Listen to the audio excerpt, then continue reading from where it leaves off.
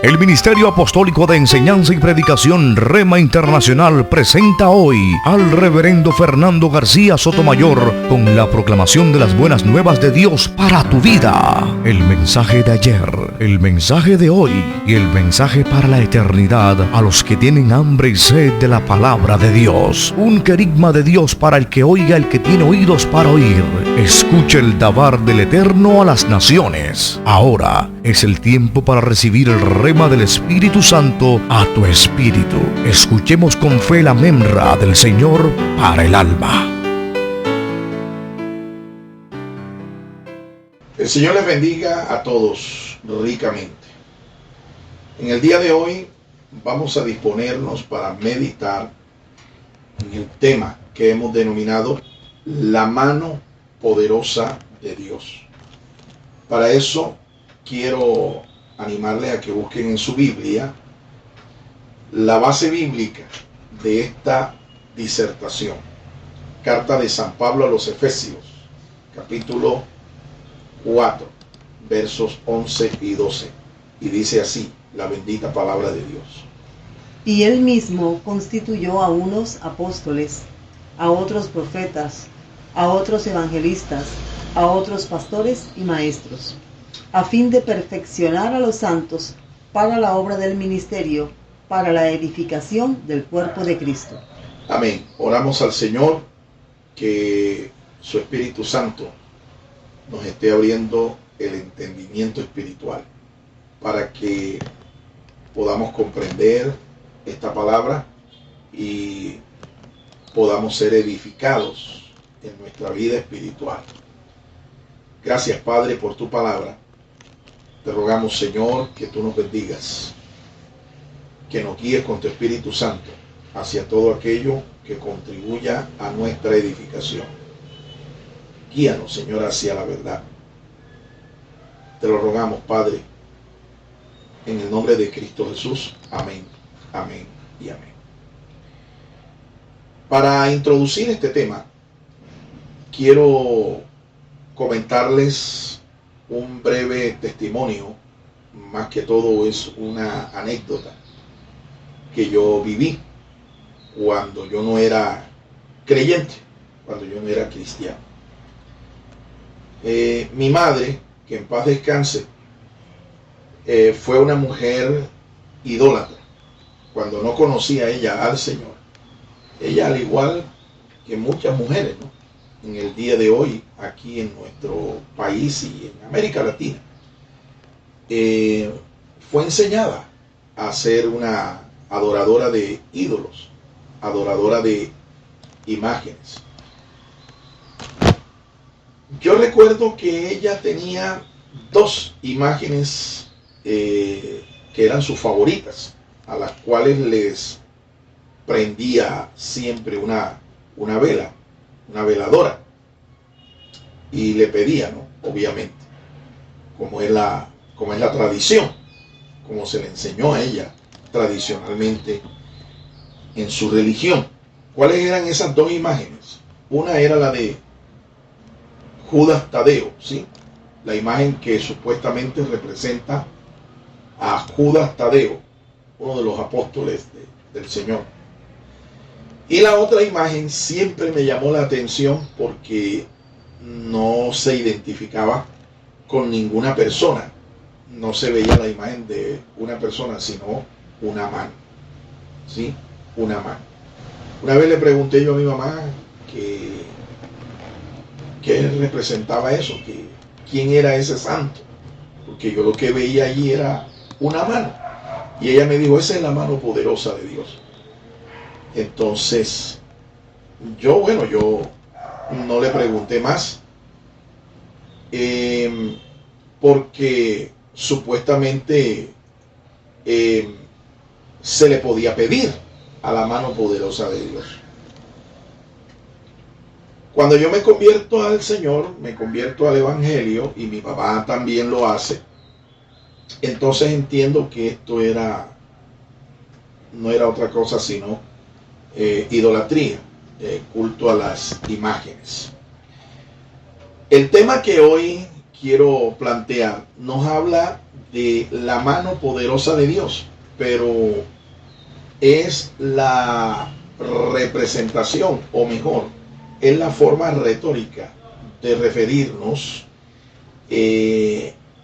a los 5 roles o ministerios, los 5 roles funcionales del ministerio en la iglesia del Señor. Quiero de entrada decirles que cuando se habla del ministerio, en realidad el ministerio es uno solo. Entendamos que aunque aquí se mencionan 5 tipos de roles, funcionarios y sus respectivas tareas, el ministerio es uno solo. Es como la luz que atraviesa un prisma, ¿sí? Usted coloca un rayo de luz y lo proyecta sobre un prisma, y aunque lo que usted está proyectando es un solo haz de luz, al otro lado del prisma usted va a ver la representación de varios haces de luz y son de colores. Usted puede ver con toda certeza una especie de arco iris, ¿sí? Es una policromía de varios colores, porque el prisma los descompone. Bueno, algo similar es el ministerio.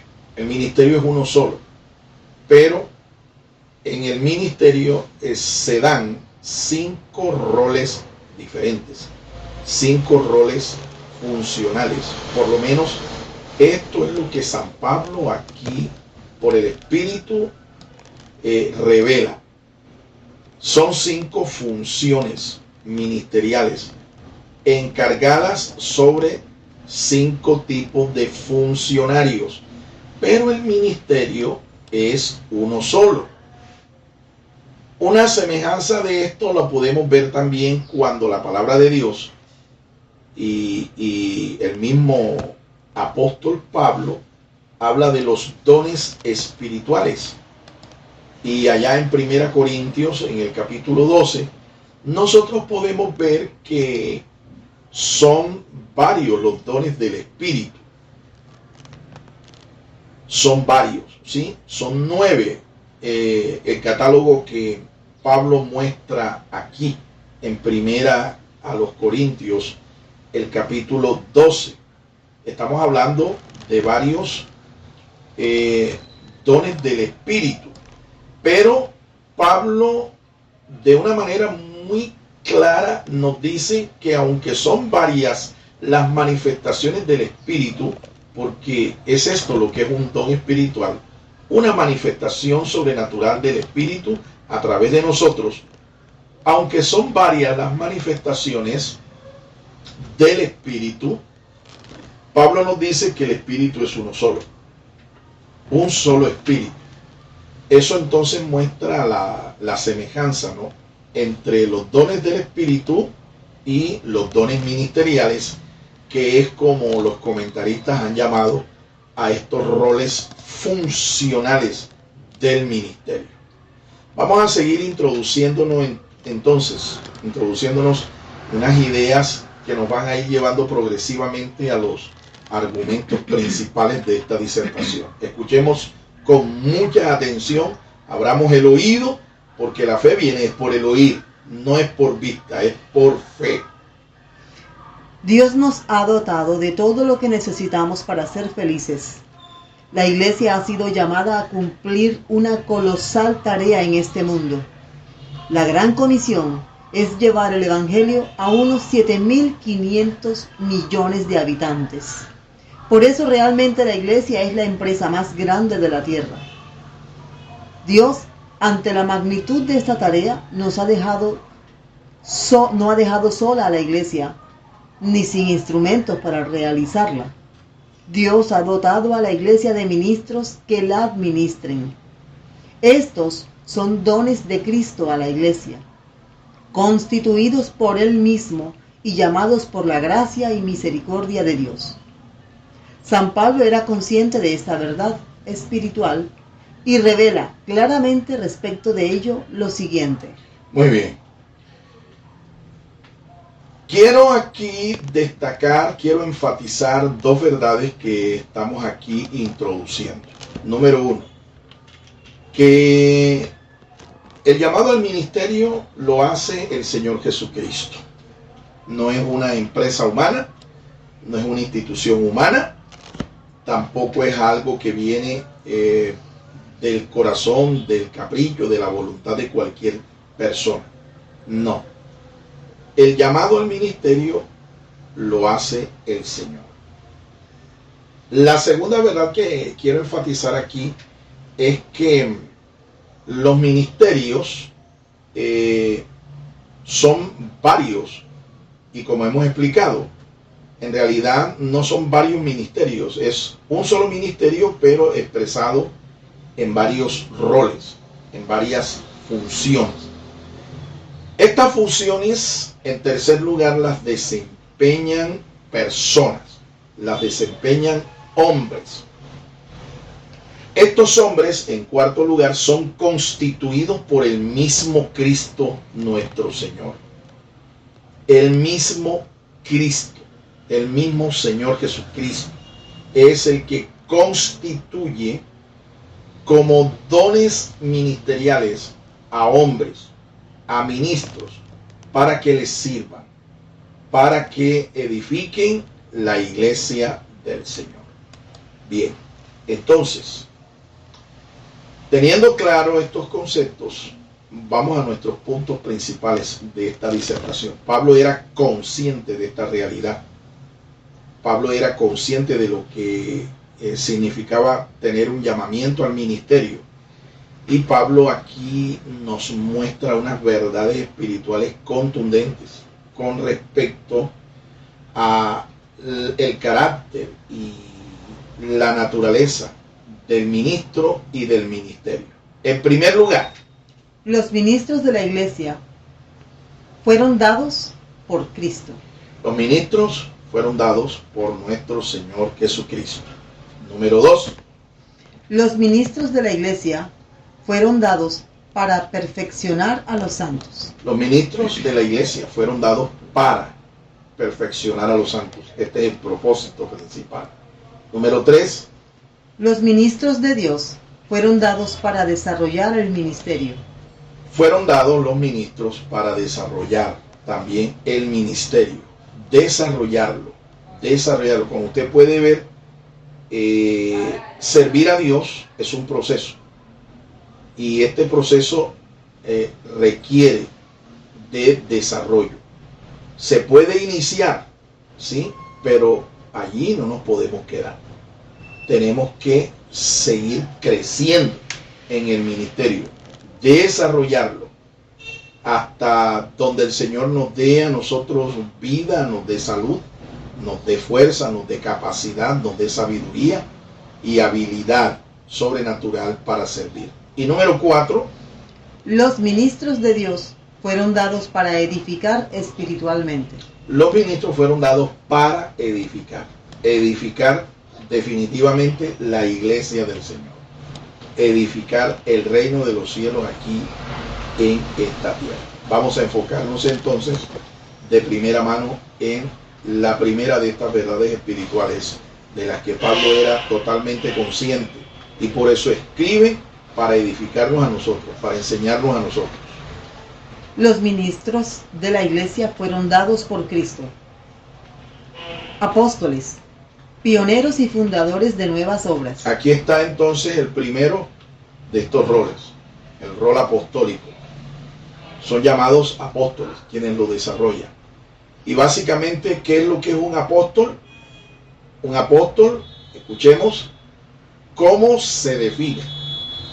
Pioneros y fundadores de nuevas obras. Ellos son los pioneros, ellos son los fundadores de nuevas obras, nuevas iglesias locales.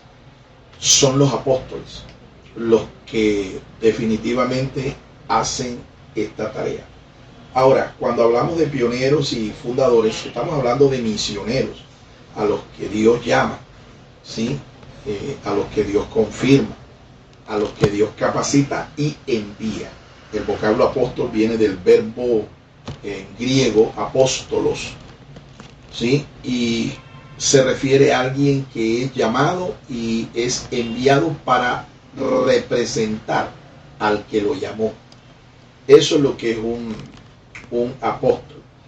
El apóstol San Pablo, él fue llamado al ministerio y específicamente el Señor lo llama y lo constituye para que fuera un apóstol a los gentiles, es decir, a todos aquellos paganos que no eran parte del pueblo de Dios, del pueblo de Israel.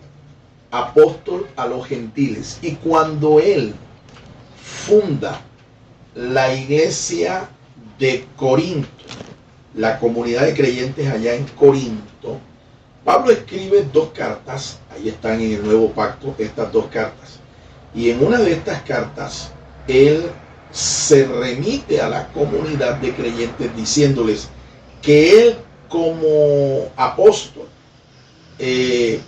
perito y arquitecto puso el fundamento, ¿sí? En la iglesia, y exhorta a aquellos que van a sobreedificar que lo hagan sobre este fundamento que él había constituido.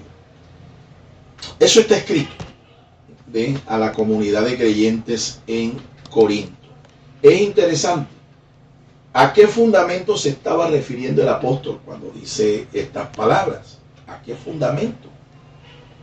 ¿Será que Pablo era el constructor de las capillas, de los templos, de los santuarios de estas comunidades? Evidentemente que no. No se está refiriendo a eso, ¿sí? Como muchos hoy entienden que para ser apóstol usted tiene que ser extranjero, ¿verdad?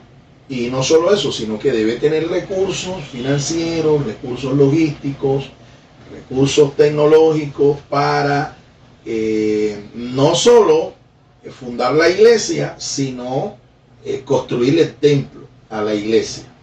Entonces es así cuando usted será reconocido como un apóstol. Bueno, esta es una concepción equivocada realmente. Esto es un error, porque el fundamento al que Pablo se estaba refiriendo aquí era el fundamento espiritual, el fundamento doctrinal, el fundamento teológico, ¿sí? De esta comunidad de creyentes, de esta iglesia. Y en eso Pablo dice que él era un perito, un arquitecto, es decir, Pablo tenía expertez, tenía pericia, la pericia de un constructor, la pericia de un arquitecto, de un ingeniero. Entonces, ser apóstol en el día de hoy requiere que usted sea una persona, como estoy explicando, sea llamada por el Señor y sea preparada, una persona instruida para hacer la tarea a la cual Dios lo va a enviar. A esto se refiere y esto es lo que significa ser un apóstol. Pregunta: ¿existen apóstoles en el día de hoy? Sí, sí existen. Obviamente no de la misma naturaleza de las primeras 12 personas a las que el Señor llamó y envió para que desarrollaran la gran comisión, es decir, la predicación de la buena nueva del Evangelio a todo el Imperio Romano. De este tipo no existe, ¿sí?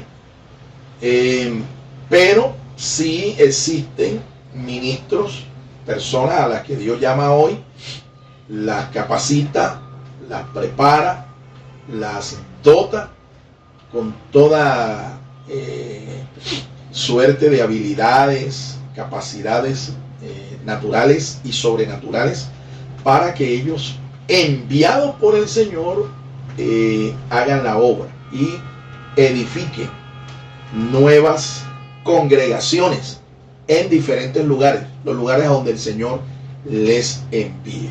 Así es que el Señor sigue llamando y sigue enviando hoy misioneros. sigue llamando, preparando y enviando hoy apóstoles para la edificación del reino de los cielos aquí en la tierra. El segundo tipo de ministro es llamado por el apóstol aquí en este pasaje. Evangelistas. Evangelistas. ¿Quiénes son los evangelistas? Atalayas de la gracia, heraldos del evangelio. Atalayas y heraldos. Atalayas y heraldos. ¿De qué? De la buena nueva, del evangelio. Eso es lo que significa la palabra evangelio. Buenas noticias, buenas nuevas. Un evangelista es aquel entonces que es un vigía, ¿sí? Al igual que los vigías que se colocaban en las garitas de las murallas de las ciudades antiguas para protegerlas. El atalaya, el vigía, el guardián estaba atento a cualquier amenaza externa, fuera de la muralla, que viniera a atacar a la ciudad. Y no solamente debía estar atento, ¿sí?, para distinguir, para percibir, para visualizar cualquier amenaza, ¿sí?, cualquier peligro, sino que tenía que anunciarlo. Inmediatamente tenía que anunciarlo.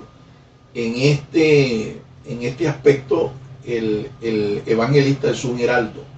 Es alguien que proclama una noticia, alguien que proclama, alguien que enuncia, ¿sí?, algo que va a suceder o que puede suceder. Eso es lo que es un evangelista, ¿sí?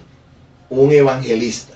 Que tiene que ser evangélico, por supuesto, pero una cosa es ser evangélico y otra cosa es ser evangelista. El tercero de estos ministerios o ministros. Profetas. El de profetas. ¿Qué es un profeta? Hombres que colocan la visión. Ellos exhortan, aconsejan, edifican al pueblo de Dios. Muy bien. Eso es lo que es un profeta. Alguien que proclama la buena voluntad de Dios. A esta persona, al igual que a los demás, el Señor es quien llama, ¿sí? Lo llama, le da su palabra, le da su voluntad, le da a conocer su voluntad. De inmediato, el profeta entonces debe dirigirse al pueblo de Dios, Fíjese que en este sentido hay una diferencia entre el evangelista y el profeta, porque evangelista usualmente debe dirigirse como heraldo es a aquellos que no son del pueblo de Dios, para que conozcan la buena nueva del evangelio y se conviertan al Señor. Pero el profeta usualmente se dirige es al pueblo de Dios, para que el pueblo de Dios sea amonestado, para que el pueblo de Dios sea enterado, actualizado de cuál es la voluntad de Dios. En el antiguo pacto nosotros encontramos a estos ministros, los profetas, ¿verdad? Y son llamados por Dios justamente para eso, para amonestar al pueblo, para llamarle la atención al pueblo respecto de cuál es la voluntad de Dios.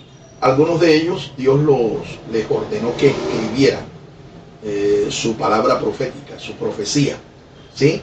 Y en ese sentido ellos entonces son no solo escritores, ¿sí?, escritores sagrados, agiógrafos, sino que ellos también se constituyen en videntes, porque la profecía que ellos recibieron muchas veces miraba hacia el futuro, es decir, más allá del tiempo presente en el que ellos estaban enmarcados. La visión profética de ellos, de los profetas del antiguo pacto, apuntaba hacia el futuro, ¿sí? Algunos de ellos entendían el plan de Dios para el futuro, otros no. A otros se les dijo, escríbanlo, pero séllelo, porque usted no está llamado para entender estas cosas. Eso le dijo el Señor al profeta Daniel, ¿sí?, que escribiera la visión y que la sellara, porque el cumplimiento de esa profecía no era para el tiempo en que Daniel estaba viviendo. Algunos otros sí entendieron, ¿sí?, el plan de Dios para el futuro. Por eso a este tipo de profetas también se le puede llamar vidente. La misma palabra de Dios les llama videntes. Entonces, hay una diferencia entre el profeta del antiguo pacto y el profeta del nuevo pacto. El profeta del nuevo pacto, que se refiere al tiempo en que hoy estamos viviendo como iglesia, este ministerio tiene el propósito más bien es de exhortar, animar y consolar. No tiene aquí implicado, ¿verdad?, una visión del futuro. ¿Por qué? Porque el futuro ya está revelado en la palabra de Dios, está escrito. ¿Usted quiere conocer lo que se va a dar en el futuro? Pues hay que leer la Biblia, hay que estudiar específicamente las profecías de San Juan, el apóstol, en el libro de Apocalipsis. Ahí está. Ese es el plan de Dios para el futuro. Ahí está el futuro no solamente de la iglesia, sino de toda la creación. ¿Sí? Si usted quiere conocer entonces el futuro, usted no tiene que estar pidiendo por allí a un profeta que le muestre el futuro, lo que Dios va a hacer, porque ya eso está escrito, ya eso está revelado. Y es el apóstol Pedro quien nos hace un llamado a estar atentos a la palabra profética más segura, que es la palabra escrita, ¿sí?, para que ella alumbre nuestros corazones y nos prepare, ¿sí?, para la venida de nuestro Señor. Entonces, hay una diferencia en el ministerio del profeta del antiguo pacto y del nuevo pacto. El profeta del nuevo pacto propiamente no tiene videncia, no tiene un cuadro, una visión, no es un visionario de los eventos del futuro, porque ya están revelados en la palabra de Dios. Tenemos aquí a otro de los ministros a los que Dios llama pastores. El de pastor. ¿Qué es un pastor? Proveen alimento y protección al rebaño de Dios. Esto es lo que es un pastor. Aquel que provee el alimento espiritual a un rebaño, a una grey, a una iglesia local. Esto es lo que es un pastor. Ahora, el pastor es dotado también con un don especial, que es el don de la administración, para que gobierne. Un anciano espiritual, un pastor, un obispo, es una persona que es llamada para eso. Algunos, repito, son llamados específicamente para enseñar, para predicar, y otros son llamados para gobernar, para presidir, para dirigir. A estos son los que Dios capacita para que presida, para que administre. Un pastor, podemos decir que es el administrador de la iglesia, el administrador local de la iglesia. Y para eso, pues, como estoy diciendo, tiene que ser dotado, tiene que ser capacitado con este don, el don para administrar, para gobernar. No se trata solo de que el pastor provea alimento espiritual, provea doctrina, provea enseñanza, consolide a la iglesia doctrinalmente. El pastor también debe tener dotes de administrador. Ahora, si no lo tiene, pues rodéese de gente que lo pueda ayudar en esta tarea y usted dedíquese a enseñar. Este vocablo pastor viene del griego poimen, que significa alguien que provee pasto. Y efectivamente eso es lo que hace un pastor de un redil. Se preocupa para que la oveja tenga siempre pasto verde, fresco y aguas limpias, para dar de beber al rebaño y dar de comer al rebaño. Y por último tenemos aquí al último de los roles funcionales del ministerio. Es el ministerio maestros del maestro. Bueno, en realidad no es el último, hay otro más. El maestro. ¿Qué hace el maestro? Consolidan la iglesia con su enseñanza. Los maestros consolidan con su enseñanza a la iglesia. Es decir, que el maestro debe tener el don de la enseñanza. ¿Sí? Dios llama a gente y los capacita para que sean maestros. Algunas traducciones hablan de la excelencia de este rol ministerial, y cuando traducen maestro, que viene del griego didáskalo, la palabra, o mejor, el significado de un didáskalo es el de un instructor, alguien que enseña, ¿sí? Debe tener entonces el maestro dotes, ¿verdad?, naturales y sobrenaturales para enseñar la doctrina. Y debe hacerlo tan excelentemente bien que por eso es que algunas traducciones, en vez de traducir el vocablo didáskalo como maestro o instructor, lo traducen como doctor. Un doctor. Así es que un maestro de la palabra de Dios debe apuntar a esa meta. ¿Cuál meta? La de ser un doctor. ¿Sí? Para eso hay que estudiar, hay que prepararse, hay que pagar un precio, hay que invertir tiempo, esfuerzo y a veces hasta hacer sacrificios, porque un maestro no tendrá nada que enseñar si él no se ha dedicado a aprender, a estudiar. ¿Qué puede dar alguien que no tenga nada que dar? ¿Qué puede dar? Nada. Entonces el maestro está llamado a prepararse y hacerlo con excelencia para llegar a ser un doctor en lo que hace como maestro. Debe ser un doctor para enseñar a otros la bendita palabra de Dios. Y ahora sí, por último, algunos eruditos le llaman a estos ministerios los dones ministeriales. Son regalos de Cristo a la iglesia, no son empleados de la iglesia. Primera a los Tesalonicenses 5, 12 al 13. Vamos a leer estos pasajes porque son fundamentales y están cerrando este primer punto de nuestro tema. ¿Sí? Os rogamos, hermanos, que reconozcáis a los que trabajan entre vosotros y os presiden en el Señor y os amonestan, y que los tengáis en mucha estima y amor por causa de su obra. Tened paz entre vosotros. Amén. Ahí está entonces la exhortación que nos hace, el ruego que nos hace el apóstol. Tener en alta estima. ¿A quiénes? Aquellos ancianos que se dedican a la amonestación, a la instrucción, a la enseñanza.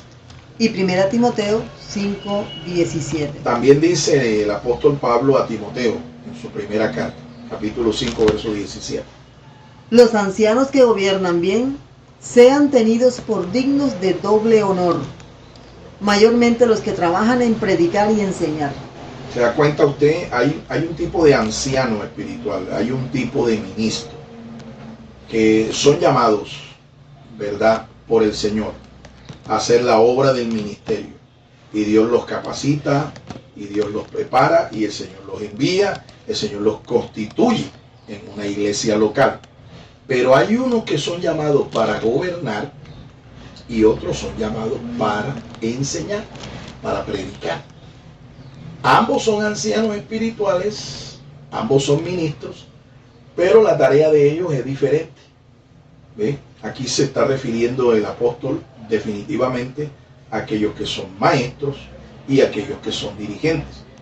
Como ya dije, el pastor es el ministro que es capacitado, que es dotado para ejercer como presidente, como la persona que dirige, el dirigente. Ahora, quiero retomar nuevamente lo que dije al principio con respecto a la mano. Es comparada entonces la mano de Dios, es comparada con los ministerios, los roles ministeriales. Fíjese que son 5 los dedos que tiene una mano. Igual son 5 los roles funcionales a los que nos hemos referido aquí. Eso no es casualidad. Ahí hay un mensaje. Así es que los ministros del Señor, en conjunto, trabajando en comunión, ¿verdad?, en una congregación, son como la mano de Dios actuando en esa congregación, en esa iglesia local.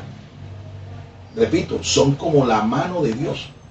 Así como una mano tiene 5 dedos, los ministerios son 5, según aquí nos está enseñando el apóstol San Pablo.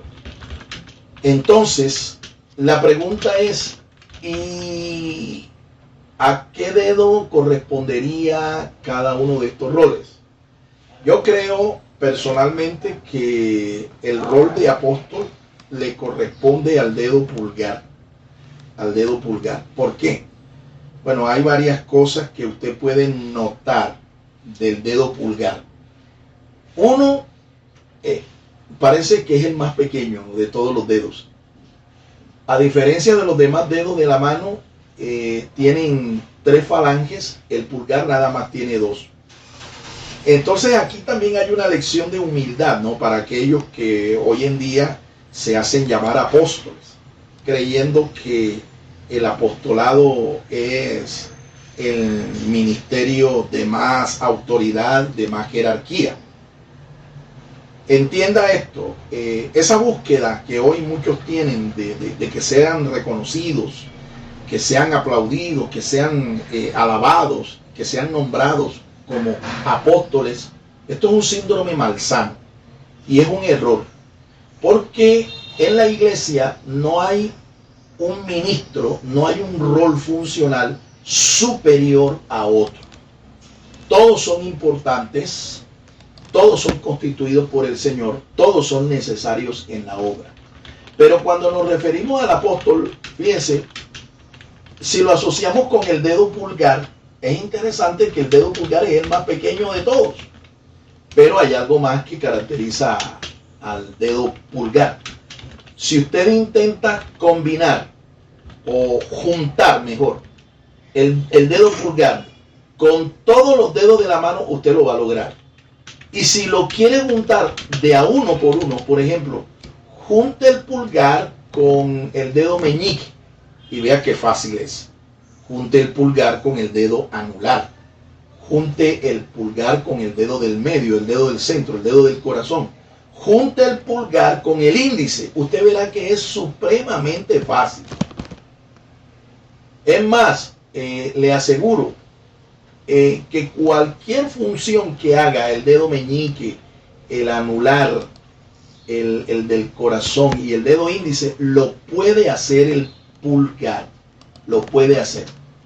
Con esto también hay una enseñanza de fondo aquí. Y es que el apóstol, al parecer, es el rol funcional que puede desarrollar cualquiera de los otros 4 roles. El apóstol muchas veces puede ser profeta, de acuerdo a la necesidad de la obra.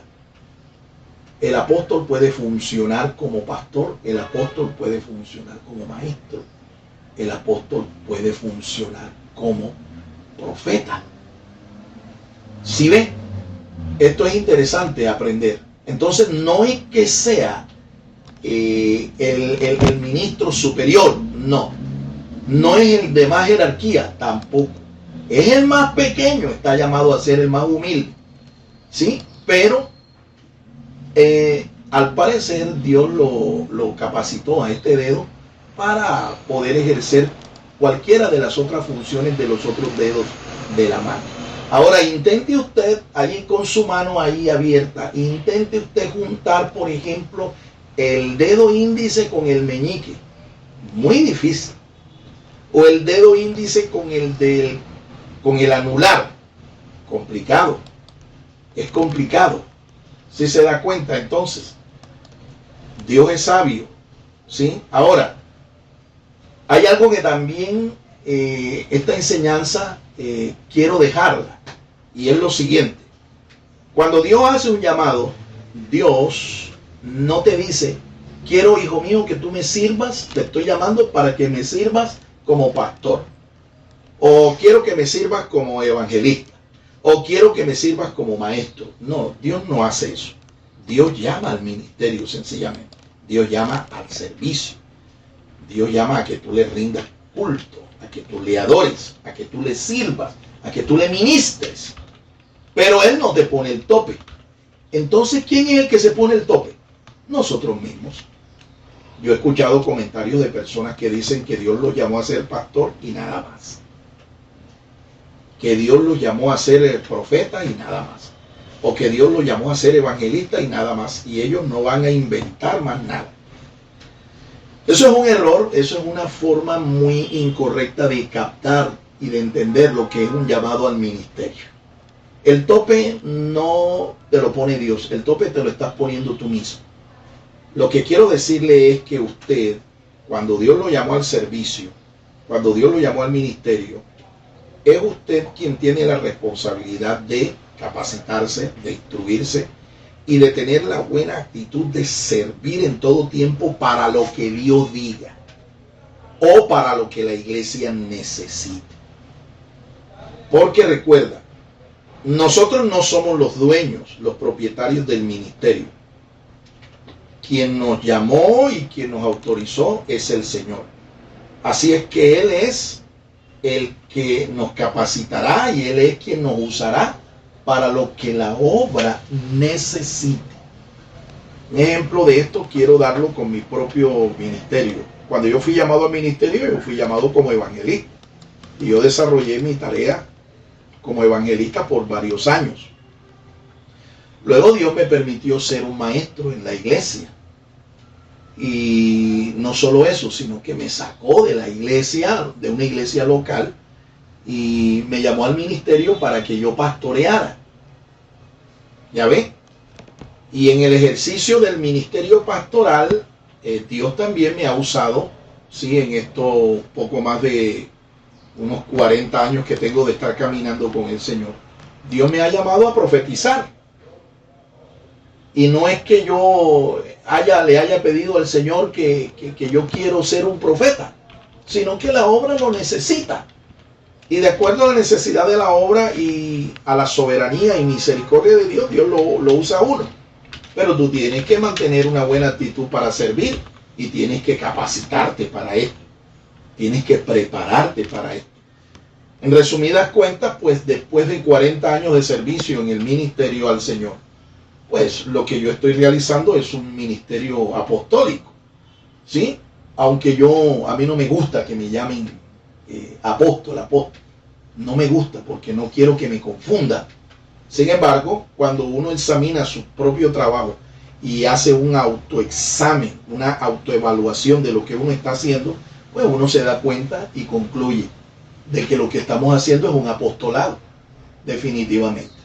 Dios nos ha permitido no solamente ministrar a una congregación local, a mi esposa y a mí, a este servidor, nos ha permitido pues poder ayudar y edificar y estructurar doctrinalmente y dirigir administrativamente a varias congregaciones cristianas. Esto no lo digo por jactancia, no lo digo por vanagloria, sino para darles un ejemplo de que cuando Dios te llama a ti y usted mantiene la actitud correcta y usted se prepara, Dios a ti te va a usar en cualquiera de los roles ministeriales de los que estamos hablando. Punto 2. Los ministros de la iglesia fueron dados para perfeccionar a los santos. Perfeccionar a los santos. Esta es una palabra grande. Perfeccionar a los santos. Creo que tenemos aquí en estas notas 4 o 5 significados diferentes de lo que significa ser perfecto. 4 sentidos. 4 significados diferentes de lo que significa esta expresión. Perfeccionar a los santos. Miremos entonces cada una de estas definiciones. Perfeccionar o restaurar a los santos es remendarlo. Isaías 58:12. Vamos a leer este pasaje. Profeta Isaías capítulo 58, verso 12. Es restaurar, es reparar, es remendar a los santos. Y esto es así porque a la iglesia llega mucha gente rota, emocionalmente, financieramente, mucha gente quebrada. ¿Sí? A la iglesia llega mucha gente enferma que necesita sanidad, con hogares destruidos, que necesitan reparación, que necesitan restauración. Escuchemos lo que dice el profeta. Y los tuyos edificarán las ruinas antiguas. Los cimientos de generación y generación levantarás, y serás llamado reparador de portillos, restaurador de calzadas para habitar. Ahí está, un reparador, un restaurador. ¿Sí? Así que aquí tenemos el primer significado de este vocablo, de esta expresión perfeccionar. Perfeccionar es restaurar, reparar. ¿Sí? A la iglesia, como estoy diciendo, llega mucha gente rota, quebrada, ¿sí? Fracturada. Y a estas personas pues hay que restaurarlas, hay que ayudarlas. Y para eso es que Dios nos llama. Esta es la obra del ministerio o parte de lo que tenemos que hacer como ministros. También significa... Perfeccionar es ubicar miembros dislocados en el cuerpo. Miembros dislocados. ¿Ha sufrido usted alguna vez algún desguince o un esguince de uno de sus miembros, en una de sus coyunturas? Esto es algo doloroso. Yo fui deportista por muchos años y en una ocasión a mí creo que fue el tobillo derecho, que sufrí un esguince de tobillo y se me hinchó de una manera terrible y rápidamente. El asunto fue después buscar a una persona que nuevamente devolviera el hueso, ¿sí? de la coyuntura a su lugar. Esto es doloroso, terriblemente doloroso. Y esto es lo que un ministro debe hacer en una congregación, porque es que en nuestras congregaciones hay mucha gente que está en el lugar equivocado, ¿sí? La Biblia nos muestra que la iglesia es como un cuerpo. Eso nos enseña el apóstol Pablo. La iglesia es como un cuerpo, ¿verdad? Y en el cuerpo hay muchos miembros y cada miembro tiene una función. Entonces, y cada miembro está en el lugar donde tiene que estar, ¿sí? En el espacio del cuerpo en donde tiene que estar. El problema es que esto no es fácil. Hay mucha gente que está en el cuerpo de Cristo, pero está en el lugar equivocado, en la posición equivocada o haciendo algo que es equivocado, que no corresponde a su naturaleza. Por ejemplo, yo no le puedo pedir al pie que haga las funciones de la mano. Yo no le puedo pedir al ojo, a mi ojo, a los ojos de mi cuerpo, que hagan lo que hace la boca y viceversa. Yo no puedo pedirle a un miembro específico que haga una función para la cual no fue preparado, no está diseñado. En la iglesia esto es parte, esto es tarea de los ministros. Ubicar a estos miembros que están fuera de lugar, que están dislocados. Y le cuento, en la iglesia hay bastante gente dislocada, ¿no? Espiritualmente, mentalmente, ¿verdad? Y físicamente están dislocados. Están en el lugar equivocado. Perfeccionar también tiene otro sentido. Es aprovisionar para el ministerio. Tercera de Juan 2. Tercera de Juan 2 nos habla de cómo Juan, ¿verdad? Y le pidió a la iglesia que aprovisionara, y específicamente a un varón llamado Gallo, que aprovisionara a los misioneros que llegaban ahí a la iglesia, misioneros itinerantes. Seguramente esta es la iglesia de Éfeso, donde el apóstol Juan era el anciano principal. Y le pide a Gallo que aprovisione a los ministros itinerantes que llegaban ahí. Aprovisionar es esto, ¿sí? Es lo que hace también un gobierno, por ejemplo, cuando envía a un soldado, ¿verdad?, que haga parte de su ejército, su ministerio de defensa. Dotar al soldado de lo que necesita. ¿Ves? Es lo que hace también un pastor, un ministro en una congregación local. Tiene que dotar, tiene que aprovisionar, tiene que proveer lo que el militante, lo que el creyente, que es como aquel soldado que hace parte de un ejército. Nosotros somos militantes del ejército del Señor. Y en toda milicia, en todo ejército hay autoridades. hay jerarcas, hay dirigentes. Pues estas son las personas llamadas a aprovisionar a todo el que está militando, a todo el que hace parte del ejército. Tenemos otro sentido del vocablo perfeccionar. Pacificar bandos o sectarismos en la iglesia. Pacificar bandos o sectarismos. En la iglesia de los Corintios se presentó este problema, ¿sí? Un partidismo. Había gente que le gustaba la predicación de Pedro y entonces se reunían a escuchar palabra de Dios. Era cuando el apóstol Pedro iba a ministrar la palabra. Otros les gustaba otro ministro llamado Apolos. Otros les gustaba Pablo. Y a otros, dice aquí el traductor, dice que decían que ellos eran seguidores de Cristo.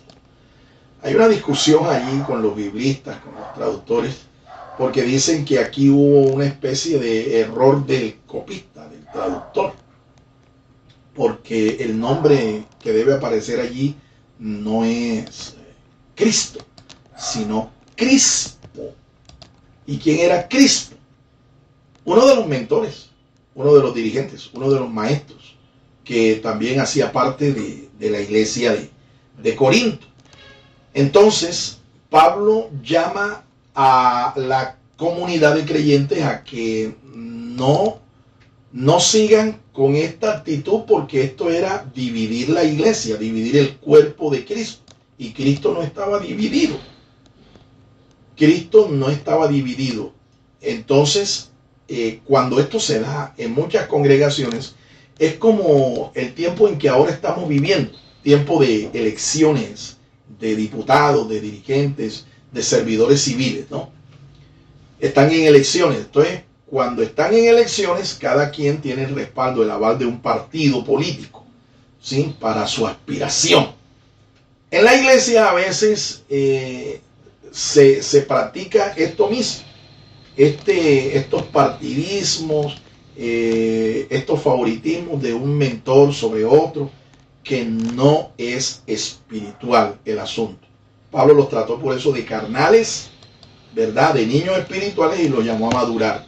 Porque el cuerpo de Cristo, nosotros no estamos llamados a dividirlo, ni a formar, por ejemplo, los partidos políticos dentro de la iglesia. La iglesia no está llamada para ejercer tampoco servicio o gobierno civil en la sociedad, no. La iglesia está llamada para una tarea, que desde el principio lo estamos diciendo, fue llamada para establecer el reino de los cielos aquí, para edificar la iglesia local en donde quiera que el Señor nos permita abrir la obra. Para esto fue que el Señor llamó a la iglesia y a sus ministros. Los ministros de Dios no son llamados para entretener a la iglesia, sino para prepararnos para la obra del ministerio, para edificar la iglesia. Así es. No somos llamados para entretener a la iglesia, así que el papel de animador, el papel de cuentachiste, el papel de payaso, ese no es nuestro rol. Ese no es nuestro papel. Fuimos llamados para edificar la iglesia, no para entretenerla. Ahora, eso no quiere decir que nosotros no tengamos un buen genio, un buen humor, al momento incluso de predicar. No significa eso, ¿sí? Hay pastores que están hablando del gozo del Señor, ¿verdad? De la alegría del Señor, del regocijo del Señor, pero usted les ve la cara. Una cara de una metralleta, de un rifle de estos A-47, AK-47. No, de eso no se trata, ¿sí? De eso no se trata. De lo que se trata aquí es que nuestro papel principal es edificar, es perfeccionar a los santos, no mantener a la iglesia entretenida. Mira, si Jesucristo hubiera visto que la necesidad de la iglesia es la de tener buen humor siempre, una buena actitud risueña en todo tiempo, te digo que Dios no hubiera mandado del cielo a un salvador, hubiera mandado a un payaso. ¿Me entiendes? Pero gracias al Señor, Él no nos envió un payaso, un cuentachiste. Dios nos envió a un Salvador, porque era lo que la iglesia necesitaba. Ahora, ¿qué es lo que la iglesia necesita hoy? Lo mismo que necesitó en el pasado. ¿Ve? Por eso envió hombres, ministros, servidores, gente que edificara, que perfeccionara a los santos para la obra del ministerio. Tercero, Número 3. los ministros de Dios fueron dados para desarrollar el ministerio. Fueron dados para desarrollar el ministerio, como dije, ¿no? En el ministerio, cuando Dios te llama a ti, te pone en el punto inicial, pero tú tienes que llegar a una meta final. En otras palabras, tú no debes estancarte, tú debes progresar, seguir avanzando. Pues la iglesia ministra al mundo, centros de salud, orientación, etc. Fíjense que dentro de la tarea que tienen los ministros y la iglesia como cuerpo, está la de servir a una sociedad, a una comunidad en la que estamos inmersos. De esto nos habla entonces la obra social, ¿sí? La obra social.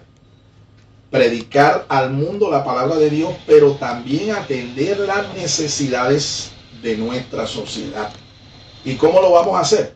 Bueno, por medio de el establecimiento de escuelas de formación, centros de salud, centros de atención a los ancianos, a los drogadictos, a las prostitutas, en fin, incluso a la gente que está en cárceles, ¿verdad? O a los que están sufriendo en hospitales, a las fuerzas castrenses de nuestra sociedad, el ejército, la policía nacional, la fuerza aeroespacial, etc. Es la obra social de la iglesia, y esto tenemos que hacerlo en paralelo con la obra espiritual. La iglesia ministra a sí misma en consejerías, institutos bíblicos, etc. Entonces, hay un frente que es hacia afuera, hay uno que es hacia adentro. De esto estamos hablando. Cuando la iglesia está sirviendo, también debe considerar a los propios miembros de la iglesia, de la iglesia local. Esto es ministrar hacia adentro, ministrar hacia sí misma. ¿Ve? Y para esto se crearon los seminarios, los institutos bíblicos, las escuelas bíblicas, los centros de consejería espiritual. De esta manera entonces ministramos a la propia iglesia, nos ministramos entre nosotros mismos. Y en tercer lugar, también hay un llamado a ministrar hacia Dios, ¿no? Hacia arriba. La iglesia ministra al Señor en alabanza y adoración. Amén. Estamos llamados entonces a ministrar al Señor en tres frentes o en tres direcciones distintas. Hacia afuera, que son los inconversos, nuestra sociedad, la comunidad que nos rodea. Hacia adentro, hacia nosotros mismos, ¿verdad? Y hacia arriba, hacia Dios. ¿Cómo lo hacemos? Bueno, en culto, en alabanza, en adoración, ¿sí? Cuando la iglesia se reúne colectivamente, pues esto es lo que hace, le rinde culto a Dios, a nuestro Dios, en alabanzas y en adoración. Así que la alabanza y la adoración no son ministerios para rellenar o para entretener a una congregación. No, es parte de nuestro ministerio. Es más, en el antiguo pacto, un ministro de culto, un ministro del altar, era considerado un ministro. Y había una familia sacerdotal que era dedicada exclusivamente para esto. Así es que en el ministerio no solamente están los 5 roles que están aquí siendo estudiados por nosotros. En el antiguo pacto hay 2 más. Uno de ellos son los que estamos hablando, los ministros de alabanza y adoración. La mayoría eran de la tribu de Leví, estos eran los cantores, pero también estaban los ministros del templo, los guardas del templo, los llamados netineos. Los netineos. Estos se encargaban de toda la logística física, del cuidado, de todos los aspectos domésticos del templo, de la adoración, del sacerdocio, etcétera, ambos, tanto cantores como guardas del templo, como netineos, eran considerados ministros del Señor. Cuarto, Número 4. los ministros de Dios fueron dados para edificar espiritualmente. Para edificar espiritualmente. Nuestra primera tarea entonces es una tarea espiritual.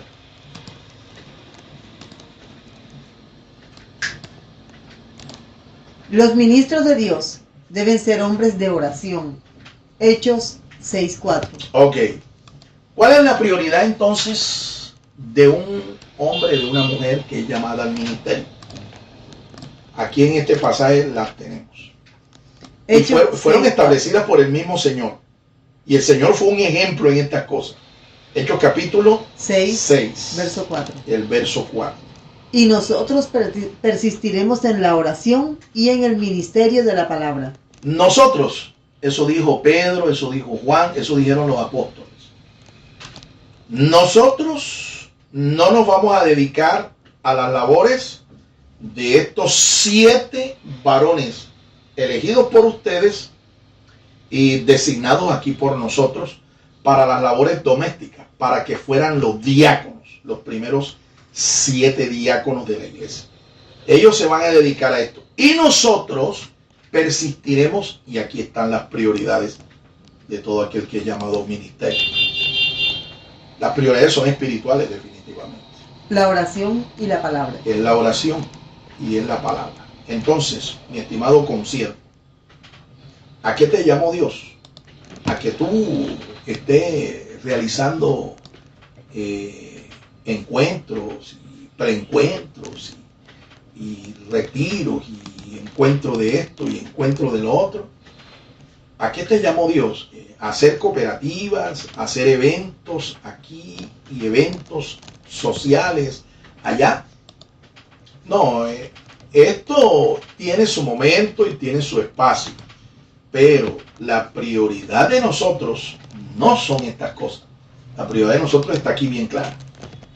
Tú tienes que cultivar tu vida de oración y tienes que dedicarte al ministerio de la palabra.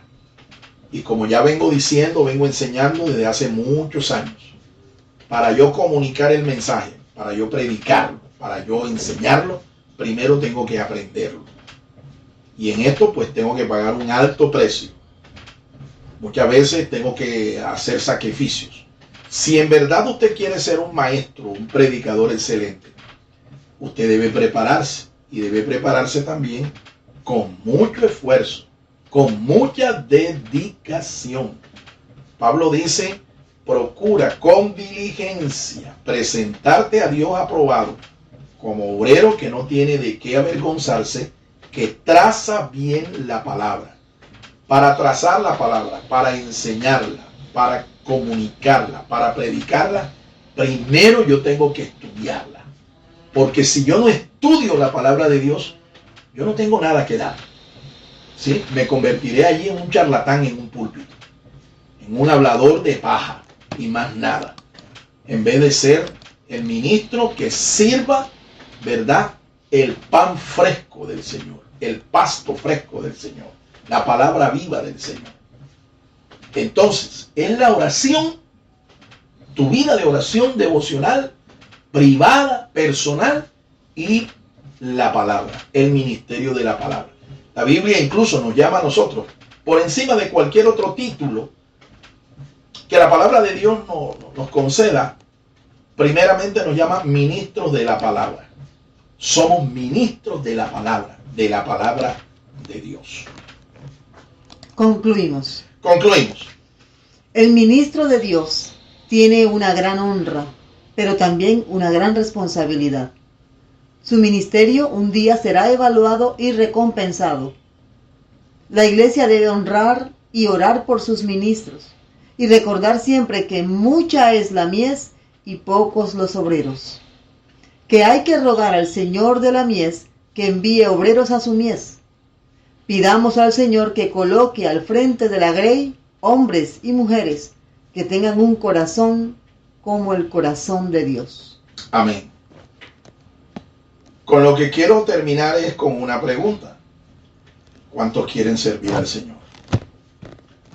Yo espero que usted tenga ese sentir, porque Dios nos llamó no solamente para disfrutar de su salvación, de su gran salvación. Dios nos llamó también para servirle. Así que necesitamos comprometernos con la causa del Señor. Necesitamos comprometernos con nuestra fe. Necesitamos comprometernos con nuestra iglesia local. Necesitamos comprometernos con la visión de nuestros pastores, de nuestros dirigentes. Hay una crisis de compromiso actual, porque hay gente que definitivamente están gozosos de ser salvos, pero están viendo la necesidad mundial que tiene este mundo, que está en crisis, que está en profunda desesperanza y en necesidad, pero a ellos les es indiferente la necesidad que tiene este mundo. Así que les llamo a que ustedes consideren con toda devoción, consideren el hecho de servir al Señor, aceptar su llamado y prepararse para que Dios te use como un instrumento de bendición a su pueblo y a esta generación. Dios te bendiga, Dios te guarde. El Ministerio Apostólico Rema Internacional pone a disposición esta predicación. Ofrecemos ministración a simposios, seminarios, campañas evangelísticas, educación globalizada sana y de carácter interdenominacional. Escríbanos a ministerioremainternacional@gmail.com o llámenos al celular 316-270-7181.